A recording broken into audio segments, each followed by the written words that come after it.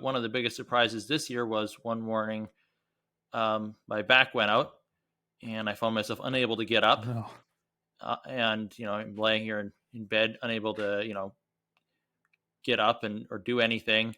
And I ended up in a wheelchair for about 3 weeks uh, after that. And again, it wasn't one of the sort of things you think about where you've, you know, overstretched your back or something. It just gave out on me.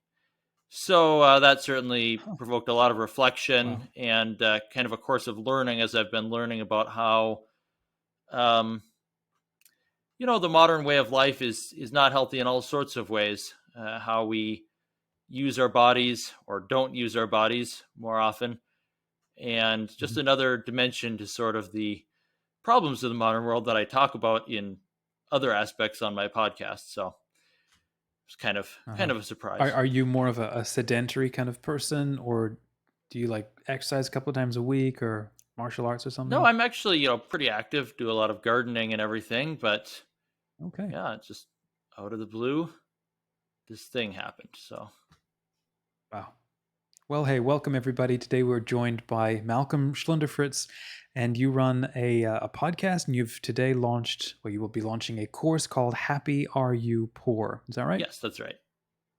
Yeah, thanks. Fantastic. So we're going to hear more of, Yeah, my pleasure. We're going to hear more of Malcolm's story here and the ministry he's been working on, the genesis of the podcast, and this course and what people can get out of it. So so this is the Smart Catholics show. It's the show for regular devout Catholics who are tired of toxicity and looking to live their faith in the modern world. It's hosted by yours truly, Dominic, the founder of Smart Catholics. Together, we meet ministries, podcasts, courses, and resources that help us to understand and put Pope Francis' ideas into practice. Let's be better Catholics, grow as a human person, and get smarter. So, Malcolm, before jumping into all of the things that you're doing, who are you and what is your origin story? yeah. Thanks, Dominic, for having me on here. As far as my origin story, I'm a cradle Catholic, and when I was 5 years old, my family got sucked into the traditionalist movement. So I grew up in the traditionalist movement. I was, a zealous and ardent traditionalist as a teenager and young adult. And eventually, though I left the movement and rejoined the mainstream church, I had come to realize that traditionalism is deeply flawed in many different ways. And in particular, I Hmm. had an experience of God's love, and I came to realize that, while I'd been interested in following the rules and, thought of myself as superior in that sense, I had never really loved God. I had never realized that God loved me. And so when my family was reading the book, um, one of Father Gately's books on God's love, and it just struck me then. And then over time, I started to realize that the traditionalist intellectual worldview that I'd bought into was not factually correct, and ultimately, I came to realize that I wasn't worshiping God and wasn't part of the church. I was putting the movement ahead of those things. So I left, rejoined the mainstream church. And of course, we're not Hmm. as such here to talk about traditionalism, but it led me to where I am now, because when I left Hmm. the movement, I had to re-envision everything about what I thought I knew. I thought I was a well-informed Yeah. Catholic, and I had to reorganize my thoughts on so many different topics. And especially, I had to reflect on, what was the draw of traditionalism? Why were we there? And while traditionalism is terribly flawed in so many ways, I realized that the reason so many people are attracted to it is because they wanted something deeper. They wanted something more radical and more challenging than the average American Hmm. parish has to offer. And Hmm. it was just unfortunate that all these people had found the wrong thing, had found something that purported to be radical and different, but was really just more of the same, just in a different guise. So as I rethought all this, I realized that what's really missing is really thick community among Catholics of the sort that's described in the New Testament and the writings of the early church, And one of the aspects that make it hard to have such community is our affluent society and an absence of voluntary poverty. And that is what I started my podcast about. Wow. Well, let's keep moving then right into that. Perfect segue there. So, Happy Are You Poor? It's a podcast you've Yes. been running for a while. And let's start with that before talking about how you've turned it into a course now. So, about 2 years, 2.5 years ago now, I was realizing that, what we needed was more community, and that voluntary poverty was a really important part of the gospel that no one is really living out. And especially when I say community, in our parishes, there's lots of friendly people and everything. But, you know, most, the average parishioner treats the average parish in the United States as sort of a mass stop. You drive through, you get your Sunday mass, you get your confession. Maybe during the week, you even get some talk or event, but then you go back to your disconnected way of life. I was reading, Mm. the letter of James, and he was saying that if you are, wishing your fellow parishioners, even though he wouldn't use the word parishioners, but if you're wishing them well, be warmed and fed and not doing anything about it, that the love of God is not in you. And I was disturbed to realize that I wouldn't know if any of my fellow parishioners were in need because I didn't know hardly any of them. And I realized that this is common. Yeah. And yet at the same time, I realized that community building is kind of a fraught endeavor because my family had moved across the country to try and join a traditionalist community Mm. that fell apart. So, and I've heard horror stories of other community building attempts, and it just seemed that like community was kind of all the rage in certain circles, especially after the publication of the book The Benedict Option. But Mm. it struck me When that just people to were kind. clarify, when you're saying community, you're talking more about like an us versus them kind of tribe with clear walls, and we absolutely know who we are, and then who's not in it, as Right. opposed to something a little less informal. Is that what you mean? So when I say community, I think it should be a very thick and intentional. But I think that what you just touched on there, the us versus them, is actually what dooms most community building attempts. That they take a path of separation. They Hmm. want more unity, but paradoxically, to attain unity, they go down a line of separation. And I, Hmm. I came to realize that was one of the problems in this new interest in building community.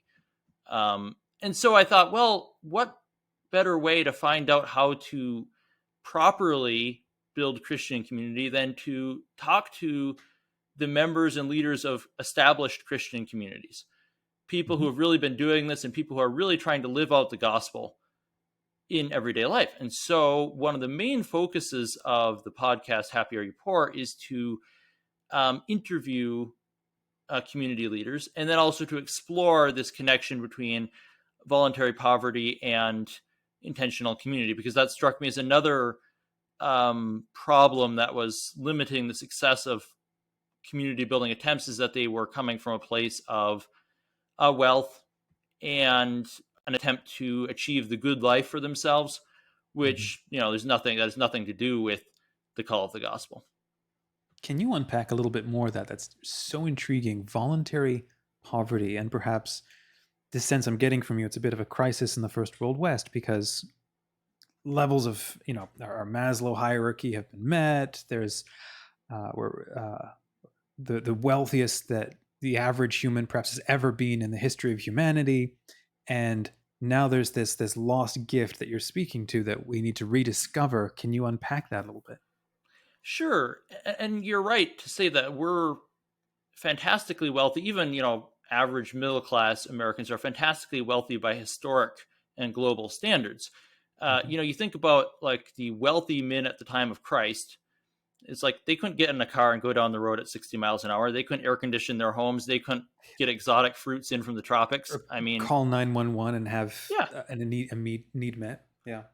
yeah. If they were wealthy and Christ thought that their wealth was dangerous, then what should we think about our world? And I realized though that I talk to people, they're like, Hmm. well, poverty. I mean, the last thing I need is more poverty. I'm in debt. I'm struggling to make ends Yeah. meet.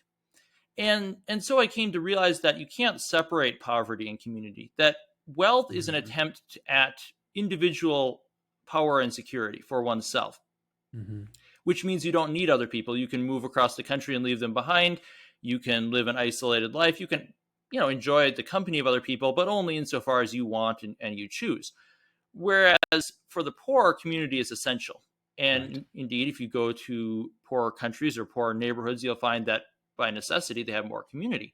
Mm-hmm. So the way I started framing it is that poverty makes community desirable, but community makes poverty bearable. Uh, Poverty for the isolated individual in the first world today is crushing. You end up on the Mm-hmm. street with nothing and no dignity. Whereas in community, poverty can build up. And that's why, none of the gospel uh, commands should be taken as addressed to isolated individuals. Christ founded a church, not an Mm-hmm. ethical scheme. Yeah. And when he said, happy are you poor, and condemned those who piled up wealth for themselves, he also instituted a community that we see in Acts where no one was in need. And so those two aspects are both missing in the modern world for the same reason. Mm-hmm. And they're the two aspects that we need to recover if we're going to really live the Christian life. Amazing. Beautiful. And so when you say, just to keep digging here, I know you've spent hours in your podcast and you've got your course on this, but I'm just curious for those who this is the first time hearing this idea of voluntary poverty. Uh, it makes me think of I think the Holy Father said something recently, or it was one of his books. I can't remember which one, but he was speaking to that point that you just made of um, the not a gift of being poor, but the opportunity of being poor is that we do need and we turn to each other because we don't have any other choice. And the danger of the rich is the ability to isolate, to contract away from everybody else. So, um, and so not to make anybody necessarily guilty for trying to establish a sense of safety for their families. Like you said, there's debt and there's just the way modern culture and society functions is qualitatively different to Palestine in that first century. The sense of stability and security is very different. The way we think about creating that is also very different. So you're now offering an approach, um, and I'm curious to start to get a sense of how how do you live that? Is this kind of hinting at this universal what is it? Destiny of goods that the Holy Father keeps speaking to, like learning when enough is enough, and then how do you create a community? Like, so where have you been going with that? Where do you So find them? Is it your local parish or something? as far as how to create a community, that's one of the most interesting things I think I learned from interviewing community members and especially community leaders, people who had, established communities that have stood the test of time. That was Mm-hmm. especially interesting. And I should say I interviewed a wide range of types of community. So they range from like covenant charismatic to Catholic worker, some non-Catholic Christian communities. Interviewed the Bruderhof, interviewed Madonna House in Ontario, wide range. But one of the notable things about them was that, however structured and intentional they might be, they all started out very simply. They didn't start out with someone sitting down with like a blueprint, and then trying to raise money to buy some land and create their vision. Mm-hmm. They started with friendship, with Mm-hmm. a group of people who came together and wanted to follow the Lord. So quite often they started out as like a Bible discussion group, a book club, a prayer group, something something very organic. Mm-hmm. And then over time, as the people moved deeper into friendship and listened to the Holy Spirit together, then some of them became more intentional and more structured. But that then it illuminated that problem that I've been seeing, that a lot of people were trying to start community from the wrong end, Mm-hmm. starting with a blueprint. I remember on one of the earliest episodes, my co-host said that he knew a guy who had a total blueprint for like this lay monastery he wanted to found, everything down to the last detail, the rule of life and everything, but that he didn't know anyone currently who wanted to join it. And Mm-hmm. that was a danger signal, that it wasn't starting intentionally. So as far as starting a community, really it just starts with friendship, friends who are really seeking God Mhm. and want to seek God together. Fantastic. Yeah, I was going to ask you who are the kinds of people that you interviewed, so you've just answered that. So let's talk about the course then that you've been putting together. How does it work, and what can people expect to get when they join it? So the course, and thanks, Dominic, for suggesting that I should create it. It's a way to take some of the thoughts and ideas from the podcast and turn them into a series of lessons. And the lessons are structured around Father Dubé's book, Happy Are You Poor, which is one of the books that really launched me along this intellectual path. And it's really, I would have to say, one of the most impactful books I've ever read about the spiritual life. Wow. Okay. And he leaves, no doubt about how important voluntary poverty is. And critically, also, he explains what it is not. As the two most important things, perhaps, is he explains that it's not destitution, Right. which people usually think, but it's also not just a mere like detachment. You can't say, "Well, I have a private jet, but I'm detached from it, and therefore I'm living voluntary poverty." Okay. That doesn't work. So, but he goes through, really explains what it is, and especially he explains why Hmm. the church teaches voluntary poverty, and he shows how it's really connected to just about every other aspect of the faith. Hmm. As he said, that the faith is an integrated whole, and if you pull on one piece, you pull on everything. Hmm. So he goes through it and lays out this case, and I have structured my course to follow the chapters of his book.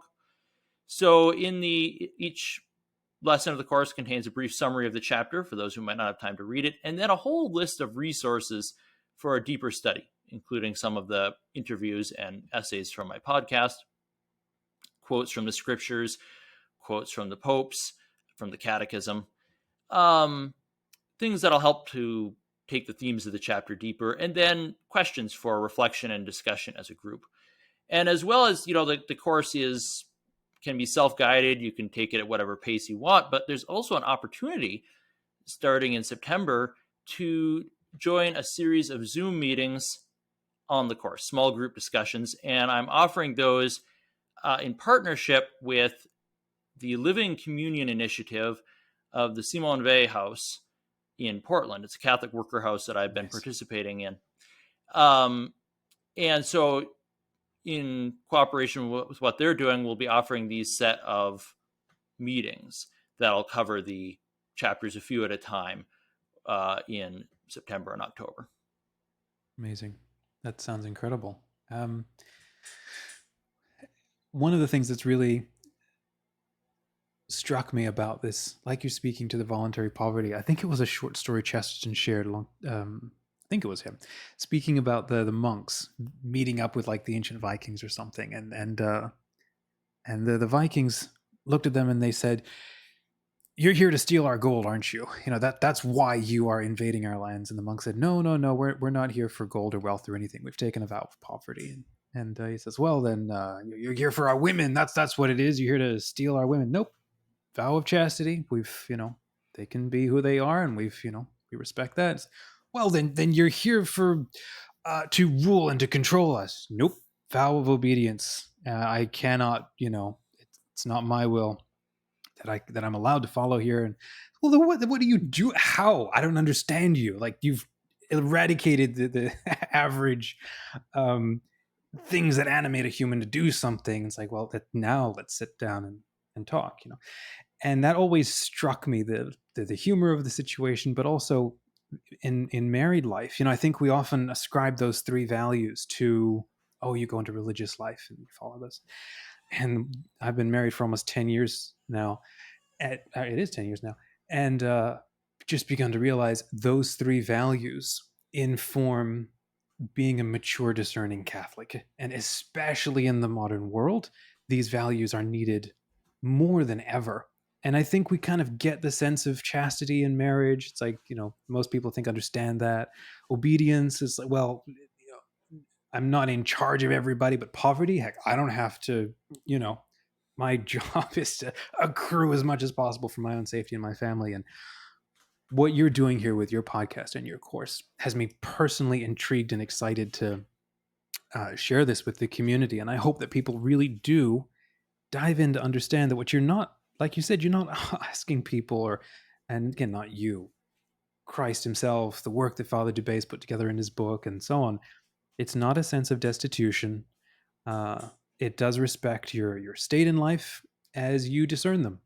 But there is that opportunity where you're called to actually discern and think about uh, what is a more noble, perhaps, what is a better or a more wholesome thing that contributes towards the human family, the human community, or even my own community. I'm excited about that. How can people get in touch with you, Malcolm? Either to follow the podcast and then to sign up for the course once you release it.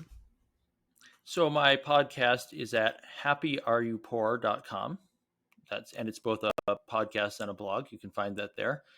And then also for the course, you can find it on Smart Catholics. You can contact me through my Smart Catholics profile. So yeah, it's two ways to get in touch there. Fantastic. All righty. Well, why don't we wrap with my favorite question to always ask everybody? If you had 1 minute to share a message of encouragement to Catholics everywhere, what would you like to say? Well, drawing on the many community leaders that I've been privileged to interview, I would say that it's true that to live the Christian life, we have to reject the affluence and individualism of the average American lifestyle. We need a different way of life, but we shouldn't think that we have to save the world. That we have to realize that the world's already been saved and we don't have to do it. But that if we gather with others and really seek to follow Christ, who is the Savior of the world, God will do amazing things in and through you, even though you don't intend maybe to do something earth shaking, but something will come out of that humble surrender to God's love and that humble friendship with those around you.